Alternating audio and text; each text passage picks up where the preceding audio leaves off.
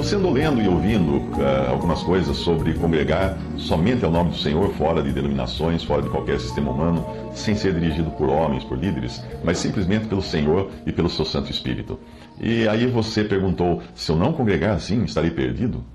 Você também disse que gosta de ler o que eu publico e também concorda ser errado existir essa enxurrada de denominações em que se transformou a cristandade.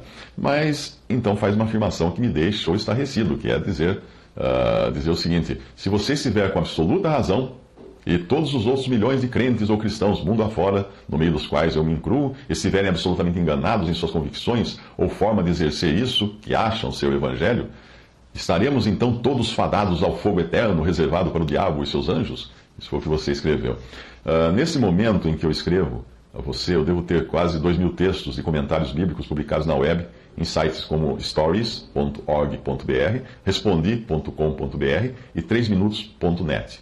E em nenhum desses milhares de textos, absolutamente nenhum, eu faço uma afirmação dessas. Eu acredito que a distorção em sua compreensão do que eu escrevo possa vir ou de ter lido algo de outro autor e ter confundido como tendo sido texto meu, ou então de você estar entre os muitos que acreditam que a salvação seja pela obediência do cristão. Por incrível que pareça, existem muitos que acreditam que serão salvos se obedecerem tintim por tintim ao que diz a palavra de Deus, e consequentemente, nos seus raciocínios, se não se congregarem da maneira que a palavra ensina, estão perdidos eternamente, amaldiçoados completamente. Uau! Nada poderia estar mais longe da verdade das Escrituras. Nós somos salvos não por nossa obediência, mas pela obra que resultou da obediência de Jesus, que se dispôs a morrer em nosso lugar, para com seu sangue nos purificar de toda injustiça. Nós somos salvos pela fé no Cordeiro sacrificado e justificados aos olhos de Deus por sua obra completa, que inclui a morte, ressurreição, ascensão e glorificação à destra do Pai. Nada menos que isto pode nos salvar. Se alguém confia que será salvo por sua obediência à lei, ou por sua obediência à doutrina dos apóstolos, ou por causa do lugar onde congrega, eu diria que essa pessoa nunca entendeu o Evangelho e está crendo no erro. Mas todo aquele que crê verdadeiramente em Jesus, que um dia pela fé aceitou para si a obra do crucificado, está salvo. Nada pode mudar isso, porque ninguém ou nada é capaz de tirar uma ovelha das mãos do Pai, ou de arrancar um membro do corpo de Cristo. A ideia de que alguém seja salvo por sua obediência, por seu bom andar, por sua perseverança, por seu congregar da maneira e no lugar correto, etc., só traz desonra a Deus e contradiz o fundamento básico da fé cristã, que é a salvação independente das obras de justiça que pratiquemos. Efésios 2, 8 a 9 diz: porque pela graça sois salvos, mediante a fé. E isto não vem de vós, é dom de Deus, não de obras, para que ninguém se glorie. Por essa razão que eu fiquei perplexo ao ler o que você disse, como se eu insinuasse nos meus textos que aqueles que não estiverem congregados do modo como eu creio que a Bíblia ensina, estariam, como você escreveu, fadados ao fogo eterno reservado para o diabo e seus anjos. Uau! Se eu dei a entender tal aberração em algum dos meus textos, por gentileza, aponte onde você leu para eu corrigir isso imediatamente. A salvação eterna não depende de onde ou como estamos congregados. Ponto final. Eu sei que muitas denominações pregam exatamente o contrário, dizendo que se alguém deixar a sua igreja, no caso, igreja ele quer dizer denominação A ou B, está perdido eternamente, ou se voltar as costas para o pastor de tal igreja, está pecando contra o Espírito Santo. Pois eles ensinam que o pastor prega inspirado pelo Espírito e desprezar o seu ensino equivale a blasfemar contra o Espírito Santo. Acredita que já ouvi até esse raciocínio de um cristão? Tal raciocínio é perverso. Pois basta buscar a data em que aquela denominação foi fundada para perceber que nenhum dos apóstolos e discípulos dos quais nós lemos, que nós encontramos no Novo Testamento, jamais pertenceu àquela denominação. Quando alguém fala que pertencer a uma determinada denominação, ou igreja, como falam, é o único modo de salvação, antes da fundação dessa denominação, então ninguém foi salvo. Dizer que alguém é salvo por congregar na denominação é dizer que durante 1.500 anos ninguém foi salvo. Eu digo isso porque o protestantismo denominacional, tal qual nós conhecemos, começou a surgir pouco depois do ano 1500. E ainda assim, muito mais como partidos, ou diferenças entre pessoas, do que como denominações organizadas. Até então, todos falavam simplesmente da igreja. E nem mesmo Lutero criou outra igreja, além da que todos consideravam existir. Dizer que é o modo de congregar que nos salva é insultar a Deus e desprezar o sacrifício de Cristo feito uma vez, acrescentando a esse sacrifício uma obra humana, como meio de salvação. Não é diferente de dizer que o batismo salva, pois os que afirmam que o batismo salva não perceberam que isso implica em se precisar de um segundo salvador, além de Cristo. Ou seja, a pessoa que batiza vai ser o segundo salvador. Se faltar essa pessoa para batizar, a alma está perdida. A nossa salvação é única e exclusivamente assegurada pelo sacrifício do Cordeiro. E será o Cordeiro de Deus, e não algum batismo, homem ou denominação, que será adorado e exaltado nos céus. E será também ele o alvo de toda a gratidão dos salvos naquele dia em que homem ou obra humana alguma, por mais digna que seja, poderá ofuscar a glória do Cristo de Deus. Apocalipse 5:9 até o versículo 10 diz que entoavam um novo cântico dizendo: digno és, isso ao Cordeiro, de tomar o livro e de abrir-lhe os selos, porque foste morto, e com teu sangue compraste para Deus os que procedem de toda a tribo, língua, povo e nação, e para o nosso Deus os constituíste reino e sacerdotes, e reinarão sobre a terra.